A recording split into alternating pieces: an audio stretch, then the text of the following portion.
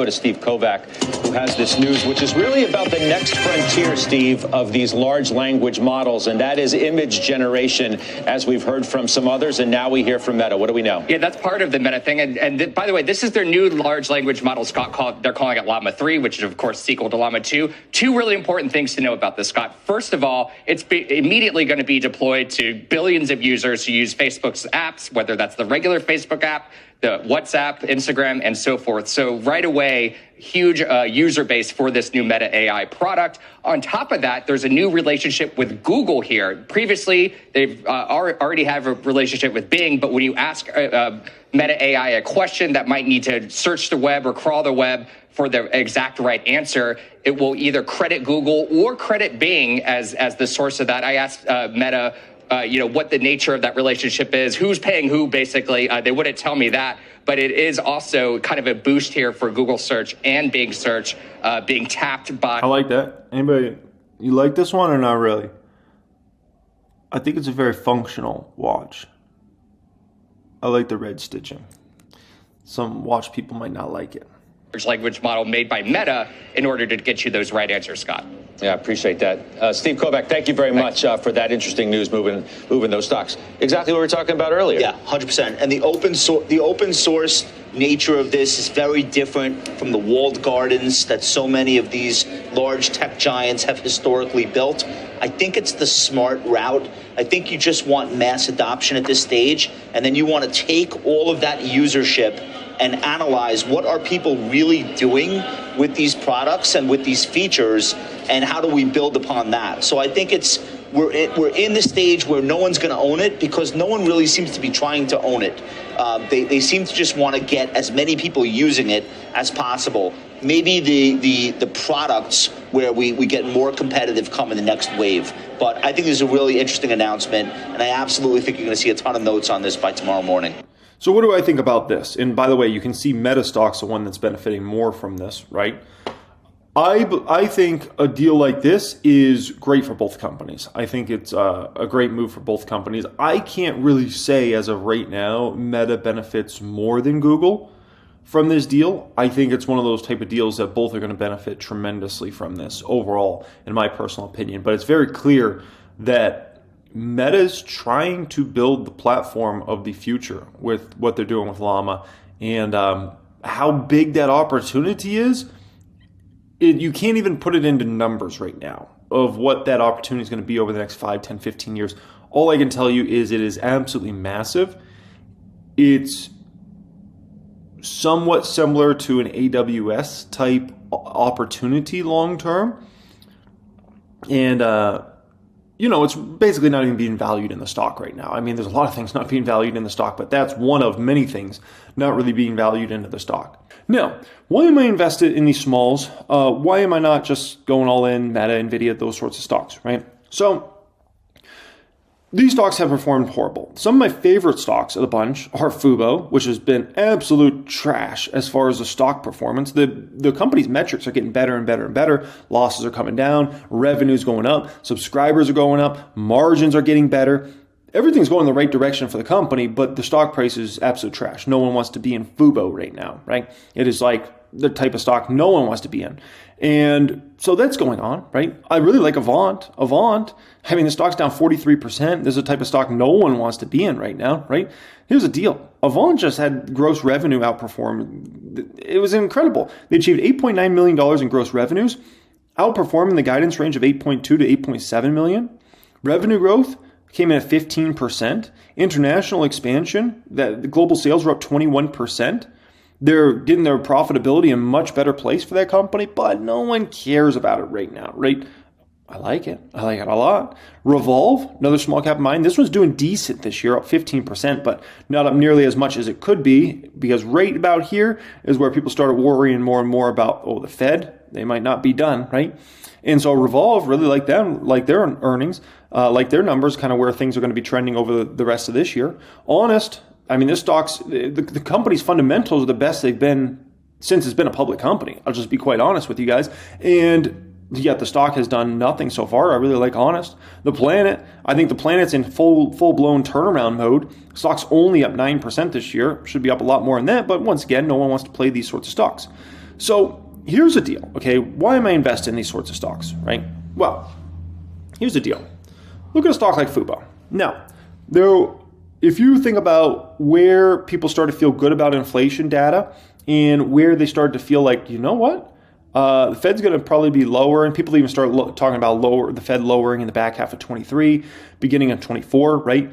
And that really started around April of last year. And if you look at Fubo's performance over that time, the stock price went up 200 percentage points in about 9 months, about 8-9 months. That's incredible. 200% in about 8 or 9 months. If you look at a stock like, this is Honest here, Honest over that same period of time went up about 73 percentage points, right? So when the moral of the story in regards to this is when people start feeling good about Fed cutting, people start to position into these sorts of stocks and they start to go beast mode, right? And anything that is positive from the company's angle is just seen as kind of like extra fuel for the fire to kind of pile into these sorts of stocks. In the moves, I mean, guys, when these stocks move, they freaking move. That's to the upside or the downside. We saw the downside this year, right? But we've also seen the upside where, I mean, whether the stocks are going up 200% in like 8 months, 9 months, right? Look at Honest. Honest went from $1 to $3. That's a 200% gain in a few weeks. Literally in a few weeks that happened. When momentum comes into these names, it is dramatic. It's not like, oh, the stock went up 10%. No, it's like, oh, the stock went up 100% in 5 trading days. Oh, the stock went up 300% in 3 months. Like that's the type of moves we're talking about in regards to these stocks, right? So if we think about my portfolio overall, I'm invested into a lot of very large companies. You think about Tesla, it's a major investment of mine in the public account, $264,000. And keep in mind, this is during a time period where Tesla stock's down heavily. If Tesla stock gets anywhere close to where it used to be, just a few years ago, I mean, then we're talking about it's over $500,000 position easily in that portfolio, right? That's just getting back there. It's not even talking about setting a new high. Meta is a huge position for me, $840,000 in the public account, right? I have a stock like Amazon, $191,000 I have in that particular stock there. If we look at a stock like Palantir, which isn't really a large cap, but it's larger market cap, right? $118 billion.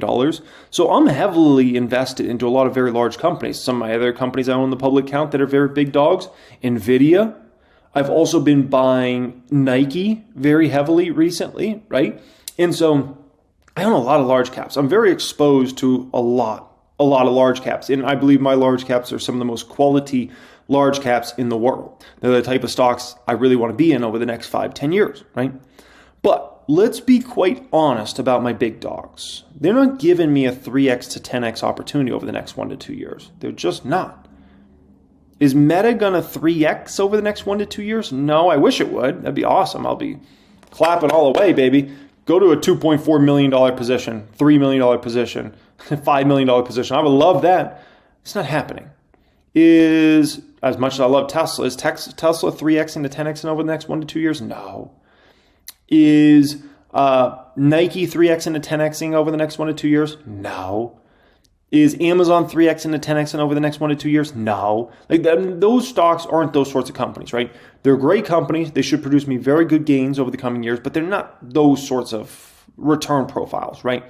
My small caps are that opportunity. They are that opportunity to make substantial amounts of money, like crazy money in a very short amount of time. And we got a glimpse of it. We got a glimpse of it last year when you watch those stocks go up hundreds of percent in a matter of weeks or months.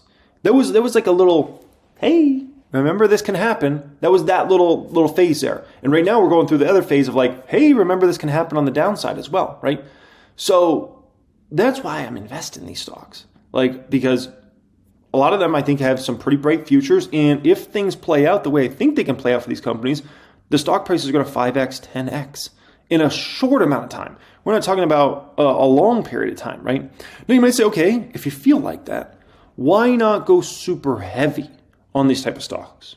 And I think that's a fair question, right?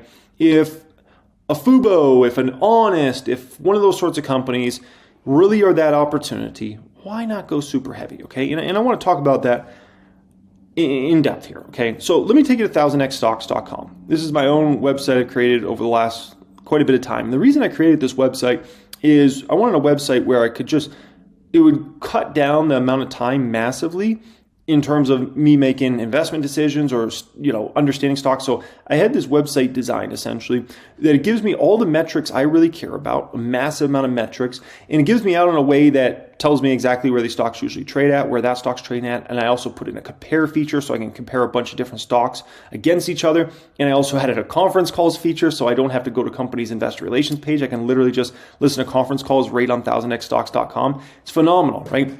And so it saves me a ton of time. And I want to take you in this tool to kind of show you a little bit of why I can't go insanely heavy on these small caps, okay? So take a peek here, okay? If I compare, let's say, a Meta to, let's say, a couple of my small caps that I'm very bullish on over the next few years, and honest, a Fubo, right? Well, what do we see? We see some problems here, okay? Meta actually has a trailing 12-month PE. Meta actually has a forward PE. Meta is extremely profitable. Meta is going to be extremely profitable in any sort of environment you throw at it. Throw inflation at Meta, they're doing just fine. Throw a recession at Meta, they're doing just fine. It doesn't really matter what you throw at Meta. Sure, there are going to be some time periods when revenue growth is going to be stronger for the company. Sure. Or are there going to be some time periods where profit growth is going to be stronger for the company? Sure. But at the end of the day, it's the number one service that you have to use if you're going to advertise as any business in the world. Facebook, Instagram, you got to use those. WhatsApp on the messaging side is becoming very helpful to a lot of businesses as well, right? And then we got Threads additionally there, right? So this is a type of business that throw whatever at it, it's good. Honest and Fubo, meanwhile, they don't have trailing 12-month PEs on them. They don't have forward PEs. I do think there's a realistic possibility Honest could actually make a profit this year. Fubo, no. Fubo's not making a profit this year. Maybe the following year, then we can talk, but not this year, not for Fubo, right? Honest, maybe. But that's a maybe. That's like, let's call it like a 50-50. And that's just a small profit if they do make a profit, right? So that's a problem versus a Meta, right? If we think about the balance sheet, Honest has got their balance sheet in a lot better place. Do they have a Meta like balance sheet? No, it's not even remotely close. Like Meta's loaded with cash to the sky and little to no debt. A company like Fubo, is their balance sheet great? No. Is it the worst? No. But is it a Meta type balance sheet? No, not even remotely close to that sort of great balance sheet, right? So there's inherently a lot more risk with these sorts of stocks. And we don't know exactly when the Fed's going to start to lower and the environment's going to get better for these small caps, right? Think about that for a moment. How many Wall Street professionals thought the Fed was lowering rates this year? Almost all of them. I mean, pretty much literally every single Wall Street professional. Every single macroeconomic expert in the world thought rates would go lower this year. And now people have switched just in the past 4 to 6 months about feeling like rates would go lower this year to now starting to think maybe they're not going lower this year, right? So that kind of goes to show you that we don't know exactly. We can think, maybe the Fed's going to lower the summer, maybe the Fed's going to lower in the fall. But we don't know for sure, right? All we know is inflation is being sticky. Inflation's being an issue for us. So that's some food for thought. If we look at a company like Meta's gross margins, they blow these companies out of the water. Fubo had negative gross margins for a long time. Fubo just finally, in the past few quarters, has got the gross margins to be in the positive. And they're trending up and things are getting better there. Honest's gross margins were horrible. Those are starting to improve. So that's good. But are they even anywhere remotely close to a Meta? No, not even in the same league, right? Look at a metric like net margin. Look at the net margin of Meta. It's sickening. 30% plus. Honest, just in the past quarter, finally had a positive net margin for the first time in literally years. That was incredible. That was great to see. Fubo's got a huge negative net margin right now because they're losing money on their bottom line. That should hopefully get taken care of over the next year and a half. But for right now, they got a negative net margin. So when you compare these companies, you can clearly see there's perceived safety, and there's safety for a reason. And this is why a stock like Meta has performed so tremendous over the past, 18 months, and why stocks like Honest and Fubo have fluttered over the past 18 months. Because people, even though Honest's numbers have got so much better over the past year, even though Fubo's numbers have gotten so much better over the past year, until you get solidly profitable in the given market we're in, people don't care. If people cared about revenue growth If that was what was valued heavily in this market, stocks like Honest and Fubo would do tremendous, especially Fubo with the type of revenue growth they put up quarter after quarter after quarter. If that's what mattered, these stocks, Fubo would be $30 a share right now, $50 a share, but we're not in that market. We're in a profit market. And that's why Fubo's $1 a share right now and not $30 a share, $50 a share. When everybody cared about revenue, Fubo was like $50 plus a share back then. So this is where you kind of understand the market you're in versus the market you were in 3 years ago versus the market you could be in 3 years from now. There's a substantial difference there, right? Now, we look at something like the trailing 12-month price to sales ratio, and all of a sudden you start to really understand how potentially undervalued these companies are. Look at a Meta. Trailing 12-month price to sales ratio of over 9. Look at Honest. Trailing 12-month price to sales ratio of 0.87. Fubo, 0.3. And that's on a trailing basis, right? Remember, Honest should grow revenues very nicely this year. Fubo should grow revenues double digits this year. So when you think of that from that context, holy smokers, this ain't no dang jokers. That's why these stocks are explosive, and that's why whenever the time comes and this market starts to like smalls again, these stocks will go beast mode. And they will reach some insane numbers that it will blow everybody out of the water and then be like, what in the world is going on, right? But for right now, we're in the depression state of these stocks. No one wants a piece of these. And that is what that is. But remember, things can change very quickly in the market. It can change very quickly.